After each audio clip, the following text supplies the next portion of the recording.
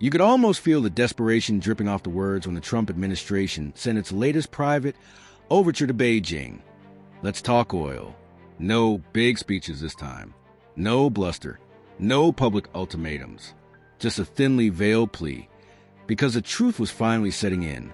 The United States is running out of leverage. For years, Trump sold the idea that sanctions, tariffs, and trade walls could bring China to its knees. He claimed America held all the cards, that Beijing needed us more than we needed them. But 2025 has made it painfully clear. China doesn't just hold its own cards anymore. It's been building an entirely new deck. If you're done watching corrupt elites rig the system and leave you behind, subscribe now.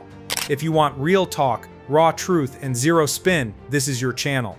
If you're ready to fight back, hit that subscribe button and stand with us. And when Trump came begging for oil trade talks, China's response wasn't loud, wasn't dramatic. It was silence. Silence, because they didn't need to talk. Silence, because they already won the round before the U.S. even sat at the table. China's sanctions-proof strategy. Beijing has spent the last decade doing exactly what Washington never believed it could, sanctions-proofing its economy. Trump thought that cutting off China's access to certain markets, slapping tariffs on imports, and threatening foreign oil supplies with forced concessions. But China didn't blink. Instead, it doubled down on the very relationships Washington hates most. Oil from Russia, flowing steadily. Tankers from Iran, still arriving. Many through the now notorious Shadow Fleet of unmarked vessels that quietly move millions of barrels without passing through Western-monitored ports. Every barrel paid for in yuan, not dollars, cutting the U.S. out of the transaction entirely. This isn't just defiance. It's a structural shift in global energy power. The U.S. used control these choke points through the petrodollar system and through its dominance of maritime insurance, shipping lanes, and financial clearinghouses. But Beijing built an alternative architecture, its own banks, its own insurance pools, its own tracking systems. And now sanctions barely scratch the surface. Not just oil, total energy independence. Here's the part Washington still can't seem to grasp. China isn't building a future around foreign oil dependence. They're building a future where oil is optional. While the U.S. was locking itself into fossil fuel fights, China was quietly installing wind turbines and solar panels on an industrial scale. Entire provinces are powered primarily by renewables. The country produces more solar panels and wind components than the rest of the world combined. And it isn't just selling them, it's installing them at home, creating the kind of energy security Trump can only dream about. Meanwhile, America's energy grid remains a patchwork of outdated infrastructure and political bickering over whether renewable energy is even real power. The EV blitzkrieg. If you want to see how far ahead China really is, look no further than electric vehicles. The EV sector isn't a niche in China, it's a juggernaut. Entire cities have replaced diesel buses with electric fleets. Domestic EV manufacturers aren't just competing, they're dominating, producing affordable, efficient cars that are already eating into the market share of Western automakers. This isn't just about cars. It's about the entire energy ecosystem. Electric vehicles reduce oil demand, cut dependence on foreign crude, and accelerate the renewable energy transition. Every EV on the road is one less reason for China to care about Trump's threats over oil supply. And while Trump was laughing at electric cars that can't go far, China was mass-producing the batteries that will power the next century's economy and controlling the global supply of the rare earth elements needed to build them. The U.S. lost the leverage game. The genius of Beijing's approach is that it didn't need to win every battle. It just had to make itself immune to Trump's pressure points. By diversifying its energy sources, locking in long-term oil contracts with sanctioned suppliers, and building domestic renewables, China has made U.S. threats irrelevant. So when Trump tries to dangle access to American oil markets, Beijing just shrugs. They don't need it. They have Russia. They have Iran. They have Saudi Arabia signing deals in yuan. They have a domestic energy grid moving towards self-sufficiency. And here's the brutal truth. Sanctions and tariffs only work if your opponent needs you. China doesn't anymore. The political statement. Buying oil from Iran and Russia isn't just an economic decision. It's a political one. It's Beijing signaling to the world. We decide who we do business with, not Washington.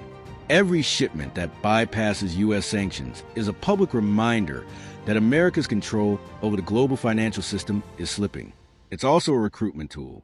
Countries that feel boxed in by U.S. sanctions, Venezuela, Syria, even some African nations, are watching closely.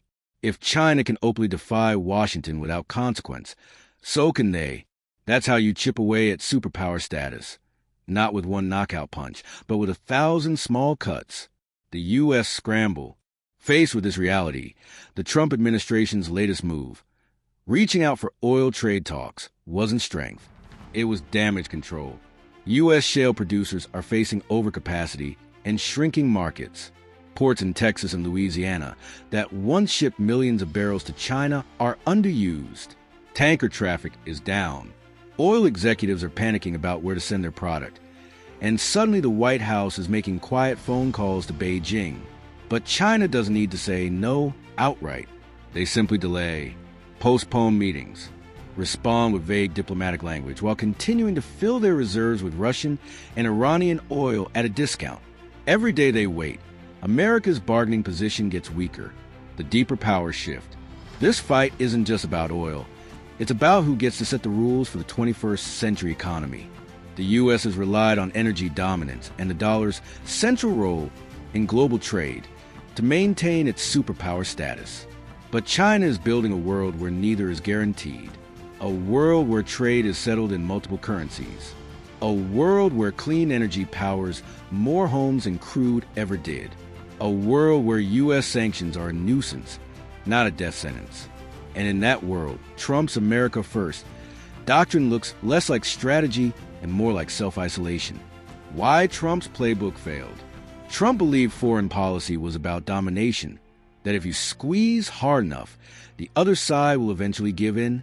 But Beijing never played that game. They absorbed the hit, built alternatives, and kept moving. The result? The U.S. burned through its most powerful economic weapons without achieving a single major concession from China. The tariffs hurt American consumers more than they hurt Beijing. The sanctions didn't stop China's energy growth. They accelerated its pivot to independence. And now, even if Washington wanted to reverse course, the leverage is gone. You can't sanction your way back into relevance once your target has found a way to live without you. China's quiet confidence. That's why China's response to Trump's latest request for talks was so understated. They didn't need to gloat.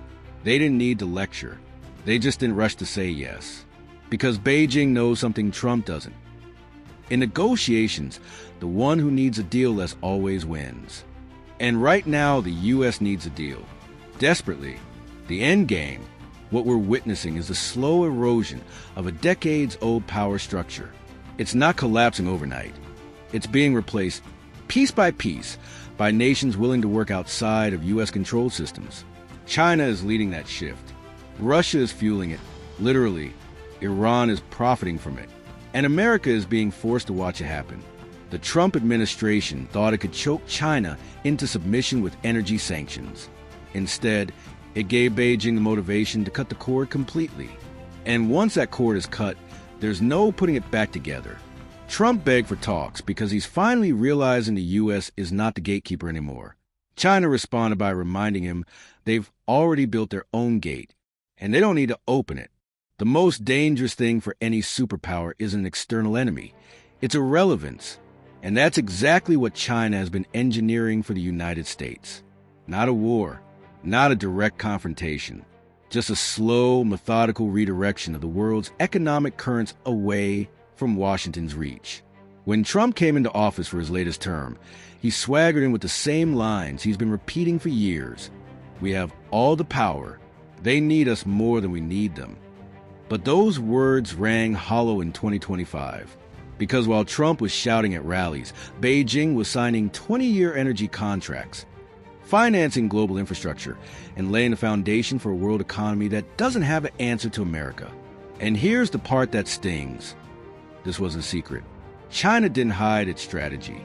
It announced renewable energy goals that dwarfed U.S. ambitions. It made no secret of its electric vehicle push. It openly told the world it wanted to settle trade in currencies other than the U.S. dollar. And yet Washington, under Trump, treated it like political theater instead of a strategic threat. China's triple threat strategy. Beijing's advantage isn't just in one sector. It's in its three-pronged approach. First, it locked in fossil fuel security through Russia, Iran, and others, ensuring that even under maximum U.S. pressure, it wouldn't run dry. Second, it made itself the undisputed leader in renewable energy manufacturing, owning the supply chain for the wind and solar revolution. And third, it seized the future of transportation by scaling electric vehicles at a rate no other country can match. By combining all three, China insulated itself against the very tactics Trump thought would bring it down. Oil disruptions? Irrelevant when you have multiple suppliers. Tariffs on solar panels? Ineffective when you produce more than the rest of the planet combined. Threats to block tech access? Worthless when you've built your own advanced manufacturing base. Trump's misread of power.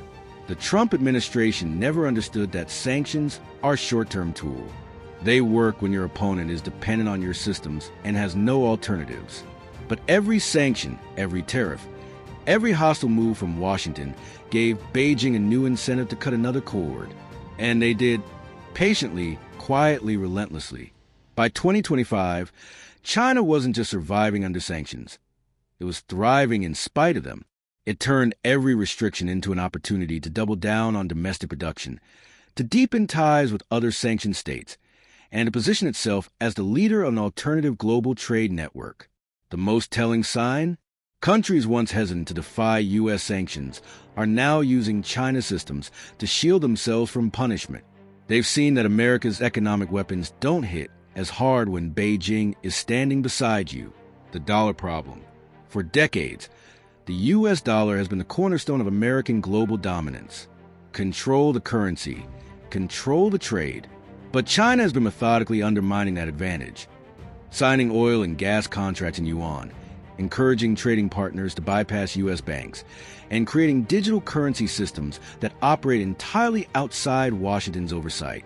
This is why Trump's request for oil talks was so humiliating, because it wasn't just about energy.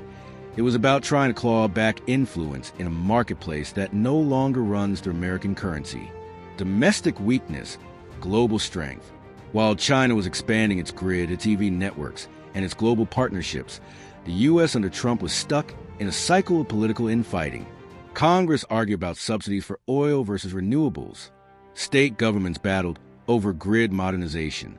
And Trump himself mocked clean energy as unreliable, while Beijing was proving that wind and solar could power entire industrial regions. In the time it took the U.S. to approve one major offshore wind project, China had installed hundreds of gigawatts of renewable capacity. That's the scale difference. That's the efficiency gap. And that's why Washington's threats no longer carry the same weight. The response that said everything. When Trump's team sent over the latest proposal for mutually beneficial oil trade talks, Beijing didn't slam the door. They didn't issue a fiery statement. They simply thanked the U.S. for its interest and suggested that future discussions could be productive at an appropriate time. Translation: we'll talk when we feel like it, and we don't feel like it now. This is the quiet cruelty of China's power. They don't have to reject you outright. They can simply delay until you become irrelevant to your own request. The Shadow Alliance. The partnerships China has cultivated with Russia and Iran go far beyond oil. They're about creating a supply chain immune to U.S. interference, from shipping routes protected by joint naval patrols to financial systems insulated from American sanctions. And here's the part Trump refuses to acknowledge. The more Washington tries to punish these countries, the closer they get to Beijing. Sanctions no longer isolate. They consolidate anti-U.S. alliances. The PR war America lost. In the past, the U.S. could rally global opinion against any country it sanctioned. But under Trump, America's credibility as a moral and economic leader has eroded. Trade partners in Africa, Southeast Asia, and Latin America aren't lining up to follow Washington's lead. They're lining up to sign infrastructure deals with China, and Beijing knows it. Every megawatt of renewable power they install in a partner nation, every EV manufacturing plant they help build abroad, every tanker of discounted oil they deliver, it's all part of a larger campaign to position China as the builder and the U.S. as the spoiler. the new reality Trump can't accept. For Trump, negotiations are about dominance. For China, they're about patience. And patience always wins when the other side is desperate. That's the real story here. Not that the U.S. needs Chinese cooperation on oil, but that China no longer needs U.S. cooperation on anything. The old world where America could walk into the room, dictate terms, and walk out with a deal, that world is gone. And Trump's "are the deal" has no place in the multipolar economy that Beijing has been quietly building. The inevitable future. Looking ahead, the trajectory is clear.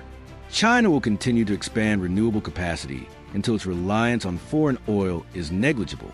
It will keep growing its EV sector until it dominates global market share. And it will keep deepening energy ties with countries willing to operate outside the U.S.-led order. For Washington, this means the traditional tools, sanctions, tariffs, pressure campaigns, will keep losing their bite. And unless U.S. leadership can pivot to a strategy based on cooperation rather than coercion, America's position will continue to slide. Trump begged for talks because, deep down, he knows the leverage is gone. He knows the market is moving without him. He knows that when Beijing decides it's time to sit down, it will be on their terms, at their table with their rules. And China, they're in no hurry. They can afford to wait, because they've already built the future, and the U.S. is still arguing over the past. The truth Trump refuses to say out loud, at least in public, is that the United States is now the one chasing. For a man who built his entire political persona on being the deal maker, the king of leverage, the one who always had the upper hand. This is humiliation in its purest form. For decades, Washington could walk into a meeting with Beijing knowing the balance of dependency leaned in America's favor. U.S. consumers drove Chinese manufacturing. U.S. technology powered Chinese growth. U.S. financial systems processed the world's trade, giving America the ultimate veto power over any transaction. But in 2025, that pyramid has inverted. China doesn't just have alternative markets. It has alternative systems, alternative trade routes, alternative financing, alternative energy sources. And each one is a brick in the wall insulating Beijing from Trump's favorite weapon, economic intimidation. It's why, when Trump demands an urgent meeting, Beijing can simply schedule it for 6 months out, or not at all. They don't need to play hardball. The clock is already their ally. Every week that passes without a deal is another week where China's storage tanks are full of Russian oil. Its grids are drawing more power from renewables, and its factories are cranking out the next wave of electric vehicles destined for markets the U.S. has neglected. Meanwhile, the United States is bleeding strategic ground. Gulf Coast ports are operating under capacity because Chinese tankers aren't coming. American shale producers are scaling back output. The oil lobby, once one of Trump's most loyal political backers, is growing restless because their profits depend on exports, and their biggest buyer has effectively ghosted them. Even U.S. allies are hedging their bets. Countries that once followed America's lead without hesitation are now signing side deals with Beijing. Japan, South Korea, and even parts of Europe are increasing energy cooperation with China, not because they've suddenly fallen in love with Beijing, but because they can see where the wind is blowing. In a world shifting toward multipolar trade, it's dangerous to rely on a single gatekeeper, especially one as erratic as Trump. The irony is brutal. Trump's entire foreign policy toward China was built on the assumption that Beijing couldn't live without the U.S. market. But his own tariffs, sanctions, and threats forced him to evolve past that dependency. He didn't break China's will. He broke the last chains tying them to Washington's influence. And now, when the White House sends another round of messages proposing a mutually beneficial restart to energy talks, Beijing doesn't laugh, doesn't rant, doesn't grandstand. They simply nod politely and carry on with their plans. That's how you know the power shift is complete. The strongest message China can send isn't a dramatic rejection. It's indifference. Because when your rival stops being the obstacle and starts being irrelevant, you've already won. And Trump, for all his chest-thumping bravado, is starting to realize in the one arena where he thought he was untouchable in negotiation, he's been outplayed, outpaced, and outlasted.